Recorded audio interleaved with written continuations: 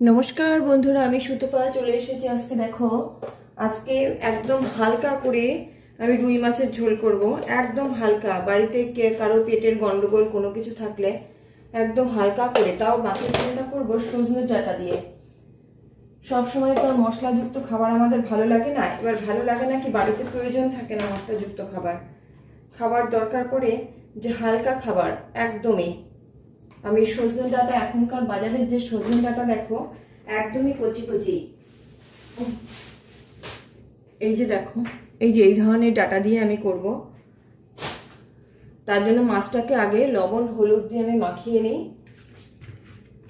মাছটাকে এর মধ্যে কোনো কিছু না, একদম কোনো মশলা বলতে কিছুই দেবো না, শুধু লবণ আর হলুদ ছাড়া ভালো করে মাখিয়ে নিয়েছি। এবার কড়াইতে তেল দিয়ে দেবো। এই যে দেখো, তেল দিয়ে দিলাম, কড়াই আমার গরম হয়ে গেছে। ব্যাস, এই তেলে এবার মাছগুলো একটা একটা করে ভেজে তুলি। মাছগুলো ভেজে নিই, তারপরে দেখো একদমই হালকা করবো রান্নাটা। সবসময় এটা সবাই, বাড়ির বয়স্ক বাচ্চা সবাই খেতে পারবে।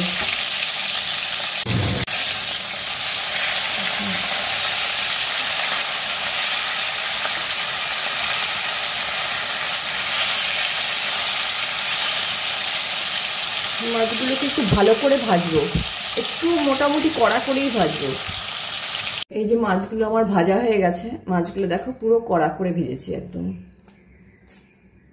যেহেতু বললাম একদম হালকা করব, হালকা করলে মাছ সবসময় কড়া ভাজা ভালো।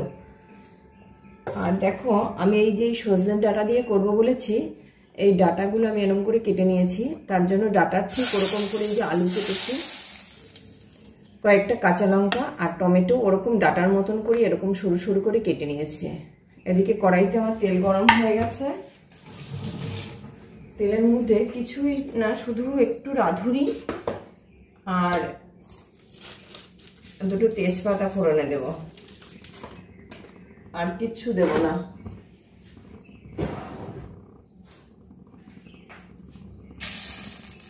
ব্যাস, আর কিচ্ছু দেবো না, একদম হালকা করবো বললাম তো। তেলটা খুবই সামান্য আছে, আমি আর তেল দেবো না। মাছ ভাজতে যেটুকুনি তেল, ওই তেলেই আমার হয়ে যাবে। এবার এই আলুগুলো দিয়ে দিচ্ছে।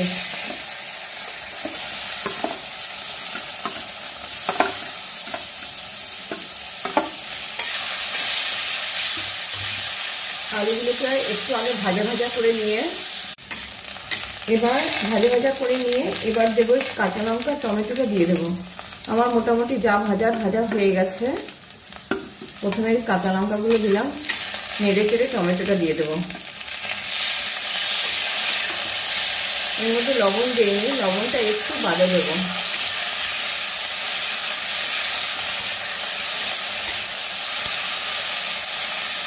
আলুগুলো দেখো নরম হয়ে গেছে।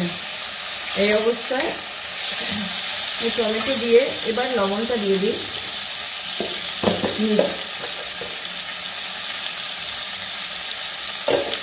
আর একটু হলুদ।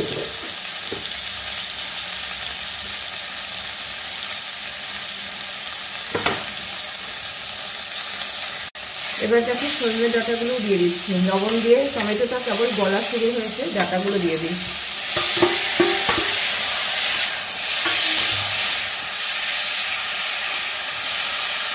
এবার এটাকে ভালো করে নাড়বো, টমেটোগুলো যতক্ষণ না গলবে।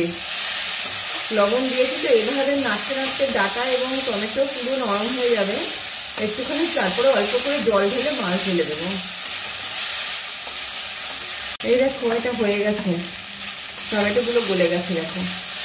এবার এই অবস্থায় জল ঢেলে দেবো।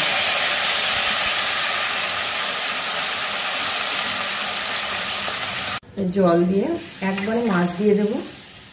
মাছগুলো ঢেলে এক চোটে ফোটাবো।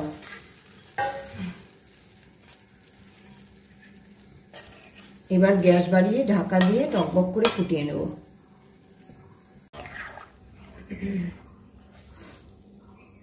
এর মধ্যে আর কিচ্ছু দেবো না। এবার টকবক করে ফুটলে তারপরে নামিয়ে দেবো। একটু দেখে নিয়ে নামিয়ে দেবো, যাতে পানসা না থাকে। যেটা হয়ে গেছে এই অবস্থায় এটাকে নামিয়ে দেবো। কিছুই করিনি, খালি ফুটেছে। এই যে ঝোলটা পাতলা ঝোল রয়েছে, লবণ টেস্ট করে নামিয়ে দেব। আর যারা মনে করবে যে ঝোলটা একটু ঘন দরকার, এখান থেকে 2-3 পিস আলু একটুখানি তুলবে, তুলে একটুখানি এরকম করে গেলে দেবে চামচ দিয়ে, তাহলে হয়ে যাবে। এই ঝোলে আর কিচ্ছু দেব না। এটা যেহেতু বললাম না একদম হালকা করব, বাড়ির সবাই ধরো একটু পেটের গন্ডগোল হয়েছে কোনো কিছু, সেইখানে একটু পাতলা খাবার খেতে হবে, তখন এরকম রাঁধুনি আর কাঁচা লঙ্কা দিয়ে ঝোল বেশ ভালো শরীরের জন্য। এটা কমপ্লিট।